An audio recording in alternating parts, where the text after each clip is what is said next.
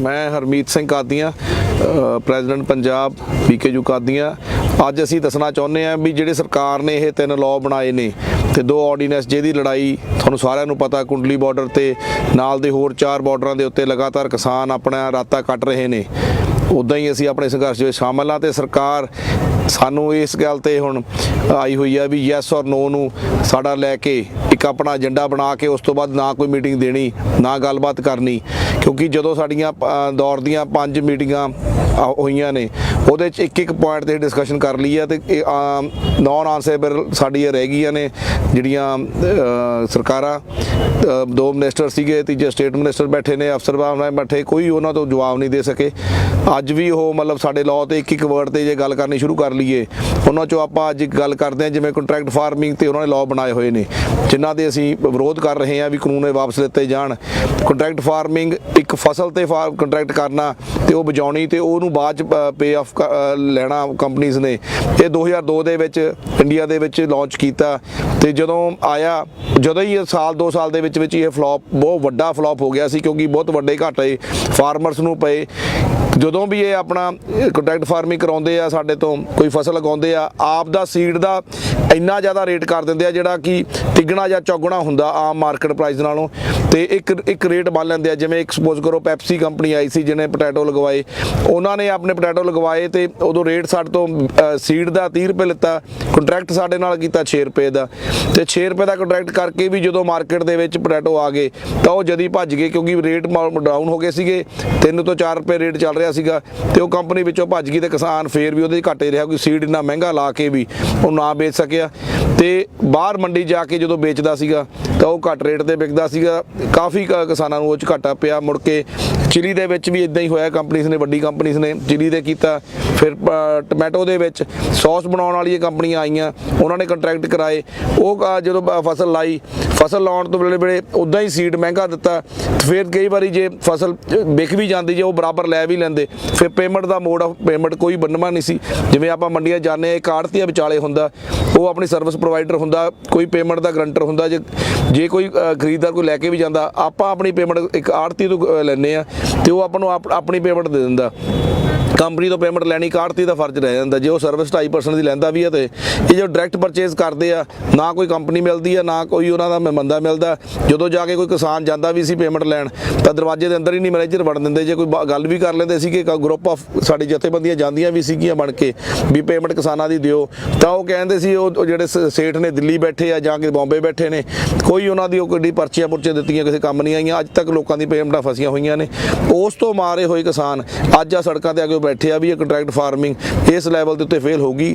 ਜਿਵੇਂ contract farming ਦੇ ਵਿੱਚ ਇਹਨਾਂ ਨੇ ਕਿਹਾ ਹੋਇਆ ਪਰਚੇਜ਼ ਕਰਾਂਗੇ, ਉਹਦੇ ਵਿੱਚ ਇਹਨਾਂ ਲਾਇਸੈਂਸ ਸਿਸਟਮ ਨਹੀਂ ਕੋਈ ਰੱਖਿਆ। ਕੋਈ ਵੀ ਆਧਾਰ ਕਾਰਡ ਲੈ ਕੇ ਆਪਣਾ ਤੇ ਕੋਈ ਵੀ ਕਰੋੜਾਂ ਦੀ ਫਸਲ ਖਰੀਦ ਸਕਦਾ ਤੇ ਕੱਲ ਨੂੰ ਉਹਦੀ ਪੇਮੈਂਟ ਦੀ ਗਾਰੰਟੀ ਕਿਹੜਾ ਦਊਗਾ? ਕਿਸਾਨ ਤਾਂ ਅੱਜ ਤੱਕ ਗੰਨੇ ਦੀ ਪੇਮੈਂਟ ਨਹੀਂ ਲੈ ਸਕੇ ਜਿਹਦੇ ਬੌਂਡ ਬਣੇ ਹੋਏ ਆ, ਪਰਚੀਆਂ ਸਾਡੇ ਕੋਲ ਨੇ, ਗੌਰਮੈਂਟ ਦੀਆਂ ਕਾਰਪੋਰੇਟ ਮਿੱਲਾਂ ਨੇ ਜਾਂ ਪ੍ਰਾਈਵੇਟ ਮਿੱਲਾਂ, ਉਹਨਾਂ ਤੋਂ ਪੇਮੈਂਟਾਂ ਸਾਡੀਆਂ ਫਸ ਜਾਂਦੀਆਂ ਨੇ। ਤੇ ਵਿਜੇ ਮਾਲੀਆ ਵਰਗੇ ਕਿੰਨਾ ਹੀ ਅਰਬਾਂ ਕਰੋੜਾਂ ਜਹਾਜ਼ਾਂ ਦੀ ਫੈਕਟਰੀ ਚਲਾਉਣ ਵਾਲੇ ਇੱਥੋਂ ਭੱਜ ਗਏ, ਉਹਨਾਂ ਦੀ ਪੂਛ ਨਹੀਂ ਫੜ ਸਕੇ। ਤੇ ਜਿਹੜੇ ਸਾਡੇ ਆਧਾਰ ਕਾਰਡ ਦੇ ਉੱਤੇ ਕਰੋੜਾਂ ਅਰਬਾਂ ਦੀ ਫਸਲ ਇੱਕ ਸ਼ਹਿਰ 'ਚ ਮੰਡੀ ਦੀ ਘੱਟੋ ਘੱਟ 10-20 ਕਰੋੜ ਦੀ ਫਸਲ ਹੁੰਦੀ ਆ, ਜੇ ਉਹ ਇੱਕ ਆਧਾਰ ਕਾਰਡ ਦੇ ਫਸਲ ਖਰੀਦ ਕੇ ਚਲੇ ਗਿਆ ਤੇ ਮੁੜ ਕੇ ਕੰਟਰੈਕਟ ਕਿੱਥੋਂ ਰਹਿ ਜਾਊਗਾ? ਤੇ ਨਾ ਸਾਨੂੰ ਬੰਦਾ ਲੱਭੇ ਨਾ ਸਾਡੀ ਫਸਲ ਲੱਭੇ ਤੇ ਕਿਸਾਨ ਕਿਵੇਂ ਸਰਵਾਈਵ ਕਰ ਜਾਣਗੇ? ਗੌਰਮੈਂਟ ਕਿਹੋ ਜਿਹੀਆਂ ਪਾਲਿਸੀ ਬਣਾ ਰਹੀ ਉਹ ਤੁਹਾਡੇ ਸਾਹਮਣੇ ਆ। ਇਹੋ ਜਿਹੀਆਂ ਪਾਲਿਸੀਆਂ ਨਾਲ ਕਿਸਾਨ ਪਹਿਲਾਂ ਹੀ ਸਾਡੇ ਕੋਲ ਆੜ੍ਹਤੀ ਹੈਗੇ ਨੇ, ਉਹ ਹਾਲੇ ਮਤਲਬ ਇਸ ਗੱਲ ਤੇ ਸਾਡੀ ਗਰੰਟੀ ਚੱਕਦੇ ਨੇ। ਸਾਡੇ ਨਾਲ ਸੋਸ਼ਲ ਸਿਸਟਮ ਆ ਉਹਨਾਂ ਦਾ, ਸਾਡੇ ਨਾਲ ਆਰਥਿਕ ਸਿਸਟਮ ਜੁੜਿਆ ਹੋਇਆ। ਜਿਹੜੇ ਨਵੇਂ ਬੰਦੇ ਨਾਲ ਅਸੀਂ ਕਿਵੇਂ ਭਰੋਸਾ ਕਰ ਲਾਂਗੇ ਤੇ ਕਿਵੇਂ ਉਹ ਸਾਡੇ ਭਰੋਸੇ ਤੇ ਉਤਰ ਸਕਦਾ? ਇਹ ਸਰਕਾਰ ਨੂੰ ਇਹ ਸੋਚਣਾ ਚਾਹੀਦਾ। ਤੇ ਜਿਹੜੀ MSP ਜਿੱਥੇ ਵੀ MSP ਪਰਚੇਜ਼ ਹੁੰਦੀ ਆ, ਮੰਡੀ ਸਿਸਟਮ APMC ਮੰਡੀ ਹੈਗੀ ਆ, ਉਹ ਮੰਡੀ ਸਰਵਾਈਵ ਕਰ ਰਹੀ ਆ ਤੇ 95% ਫਸਲ ਹਮੇਸ਼ਾ MSP ਦੇ ਉੱਤੇ ਖਰੀਦੀ ਜਾਂਦੀ ਆ, ਤਾਂ ਉਹ 95% ਏਰੀਆ ਉਸ ਫਸਲਾਂ ਨਾਲ ਇਨਵੋਲਵਡ ਹੋ ਗਿਆ। ਅੱਜ ਵੀ ਜੇ ਪੰਜਾਬ ਹਰਿਆਣੇ UP ਦੀ ਗੱਲ ਕਰੀਏ, ਜਿਹੜੇ ਏਰੀਏ ਦੇ ਵਿੱਚ ਗੰਨਾ ਪਰਚੇਜ਼ ਕੀਤਾ ਜਾਂਦਾ ਉੱਥੇ ਗੰਨਾ ਵੱਧ ਲੱਗਦਾ, ਜਿੱਥੇ ਕਣਕ ਝੋਨਾ ਪਰਚੇਜ਼ ਕੀਤਾ ਜਾਂਦਾ ਉੱਥੇ ਕਣਕ ਝੋਨਾ ਲੱਗਦਾ। ਸਿਕਿਉਰਡ ਇਨਕਮ ਹੋਣ ਦੀ ਇੱਕ ਸ਼ਰਤ ਰਹਿ ਜਾਂਦੀ ਹੈ ਜਦੋਂ MSP ਹੁੰਦੀ ਆ। ਜਿਹਦੇ MSP ਉੱਡ ਜਾਂਦੀ ਆ, ਜੇ ਸਰਕਾਰ ਨਹੀਂ ਪਰਚੇਜ਼ ਕਰੂਗੀ ਕੰਟਰੈਕਟ ਫਾਰਮਿੰਗ ਉੱਥੇ ਬਿਲਕੁਲ ਫੇਲ ਹੋਊਗੀ, ਕਿਸਾਨ ਵੀ ਘਾਟੇ 'ਚ ਗਿਆ।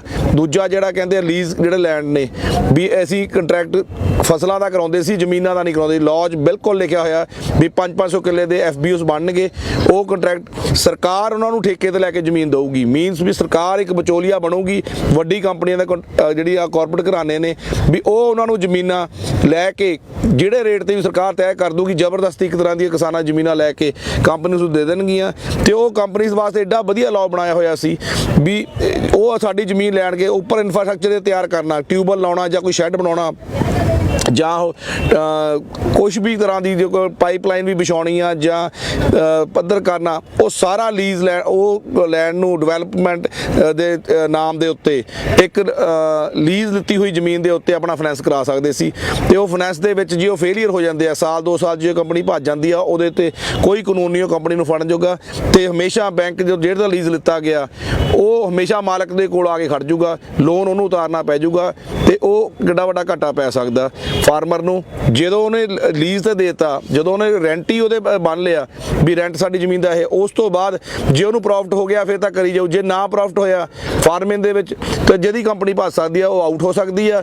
ਕੰਟਰੈਕਟ ਫਿਰ ਇੱਕ ਪਾਸਾ ਆਪਾਂ ਕੰਟਰੈਕਟ ਕਹਿ ਸਕਦੇ ਆ ਵੀ ਕੰਪਨੀਜ਼ ਦੇ ਖਾਤਰ ਉਹ ਕੰਟਰੈਕਟ ਸਰਵਾਈਵ ਕਰ ਰਿਹਾ, ਕਿਸਾਨ ਨਹੀਂ ਉਹ ਚੋਂ ਭੱਜ ਸਕਦਾ ਤੇ ਕੰਪਨੀ ਜਦੋਂ ਮਰਜ਼ੀ ਭੱਜ ਸਕਦੀ ਆ ਤੇ ਉਹ ਕੰਟਰੈਕਟ ਆਪਣਾ ਫੇਲ ਕਰ ਸਕਦੀ ਆ। ਤੇ ਇਸ ਨਾਲ ਕਿਸਾਨ ਨੂੰ ਬਹੁਤ ਵੱਡਾ ਨੁਕਸਾਨ ਪਊਗਾ।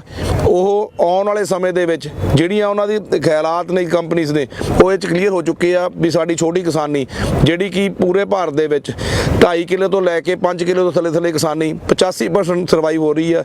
ਜਿਹੜੇ ਇਹ ਧੰਦਾ ਨਹੀਂ ਕਰਦੇ, ਇਹਦੇ 'ਚੋਂ ਰੋਟੀ ਗੁਜ਼ਾਰਾ ਹੀ ਕਰਦੇ ਨੇ, ਆਪ ਦੀ ਖਾਣ ਜੋਗੀ ਕਮਾਈਆਂ ਹੀ ਕਰਦੇ ਨੇ ਤੇ ਉਹਨਾਂ ਨੂੰ ਇਹਨਾਂ ਨੂੰ ਬਾਹਰ ਕੱਢਣ ਕੇ ਲੇਬਰਰ ਬਣਾ ਕੇ ਵੱਡੀਆਂ ਸ਼ਹਿਰਾਂ ਦੇ ਵਿੱਚ ਭੇਜਣਾ ਚਾਹੁੰਦੇ ਨੇ। ਪਿੰਡਾਂ ਦੇ ਵਿੱਚ ਡਿਵੈਲਪਮੈਂਟ ਨਾ ਕਰਕੇ ਸ਼ਹਿਰਾਂ ਨੂੰ ਆਬਾਦੀ ਕੱਢ ਕੇ ਤੇ ਕੰਪਨੀਆਂ ਨੂੰ ਐਡੀ ਕੀਮਤੀ ਲੈਂਡ ਜਿਹੜੀ ਇਹ ਸਾਡੀ ਇਰੀਗੇਟਡ ਲੈਂਡ ਨੇ ਹੋਰ ਨੇ ਇਹ ਦੇਣਾ ਚਾਹੁੰਦੇ ਨੇ।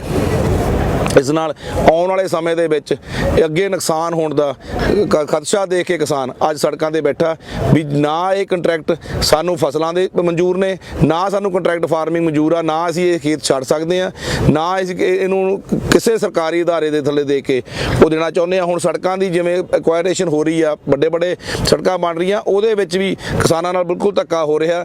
ਜਿਹੜਾ ਕੁਛ ਵੀ ਨਾ ਮਾਤਰ ਜਿੰਨੀ ਮਾਰਕੀਟ ਵੈਲਿਊ ਹੁੰਦੀ ਆ ਉਨੀ ਵੀ ਨਹੀਂ ਮਿਲ ਰਹੀ।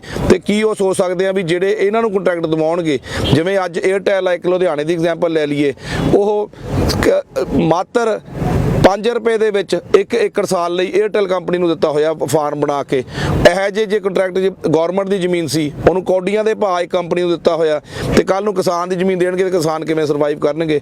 ਆਉਣ ਵਾਲੇ ਸਮੇਂ ਦੇ ਵਿੱਚ ਇਦਾਂ ਦੀਆਂ ਕਿੰਨੀਆਂ ਐਗਜ਼ਾਮਪਲਸ ਨੇ ਜਿਹੜੇ ਵੱਡੇ ਲੈਂਡਸ ਇਹਨਾਂ ਨੇ ਵੱਡੀ ਕੰਪਨੀਆਂ ਨੂੰ ਇੱਕ ਦਿੱਤੇ ਹੋਏ ਨੇ।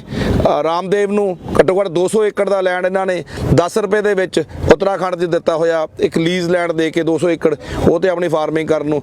ਇਹ ਉਸ ਦਾ ਜਦੋਂ ਇਹ ਦੇਣੇ ਸ਼ੁਰੂ ਕੀਤੇ ਉਦੋਂ ਆਪਾਂ ਸਮਝ ਨਹੀਂ ਸਕੇ ਇਸ ਪਾਸੇ ਨੂੰ ਸਰਕਾਰ ਦਾ ਝੁਕਾਓ ਸੀ। ਅੱਜ ਉਹ ਲਿਆ ਕੇ ਕਾਨੂੰਨ ਸਾਬਤ ਕਰਤੇ।